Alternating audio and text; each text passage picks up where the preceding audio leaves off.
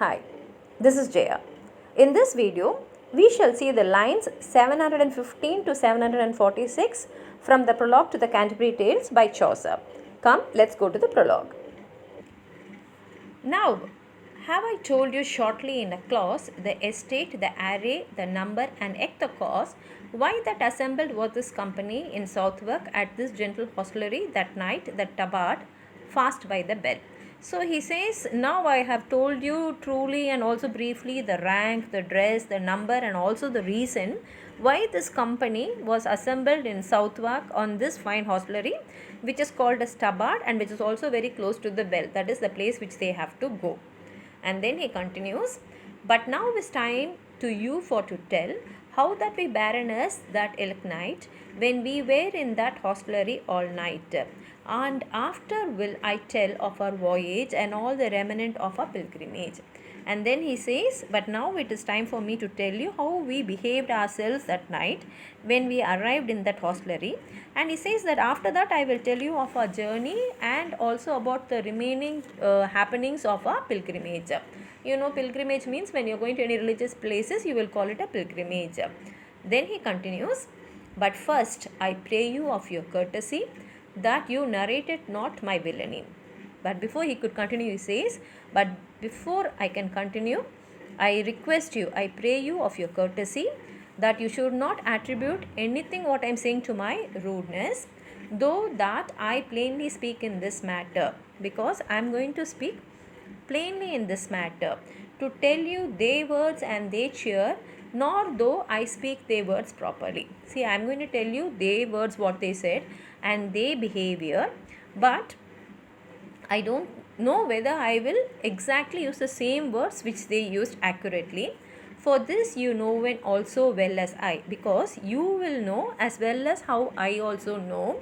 Whosoever shall tell a tale after a man, he must rehearsal as nice as ever he can. Because when someone is repeating another man's words, he must rehearse here means he must remember properly each and every word as much as he can.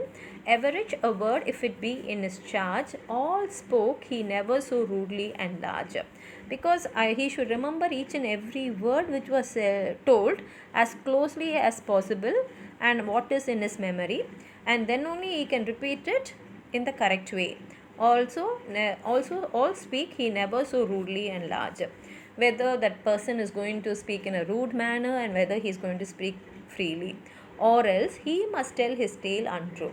But at the same time, if I am not able to remember exactly the same words which he remembered, then I will have to use something else. That is, I will not be able to say things accurately. I may be telling inaccurately, or find words new, or maybe I will be telling new things, or I will have to find new words to express the same matter which he has said.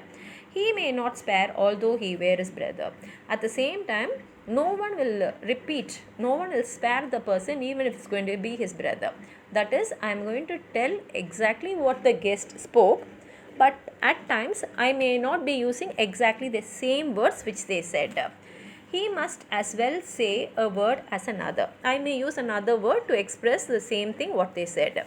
Christ spoke himself full broad in Holy Writ, and for that he refers to Christ. He says, Holy Writ is the holy documents. When Christ was speaking about the holy documents to the people, he did not use the exact words which were in the document, but he spoke in a plain language so that the people will understand the content of the document.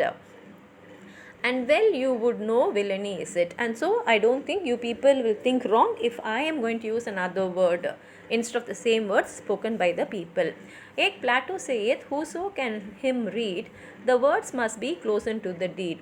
Then he refers to Plato's words, saying that Plato also has said that if anyone can read the hymn, and when they are going to talk about it to others, they must use words which are almost close to the deed, what were expressed in the deed. Also I pray you to forgive it me. Then he says, at the same time I am requesting you people to forgive me for another work also. All have I not set folk in his degree herein in this tale as that they should stand. He says, at the same time I have not set the folk in the order of ranks in this tale as they should stand. My wit is short, you may well understand. Because my wit, my intelligence is short, which you will well understand. Here ends line 746. The remaining we will see in the next video. I hope you've understood what I've said, and if you have anything to add on, please write it in the comment box. Like the video, share it with your friends, and if you have not subscribed my channel, please subscribe. Thank you.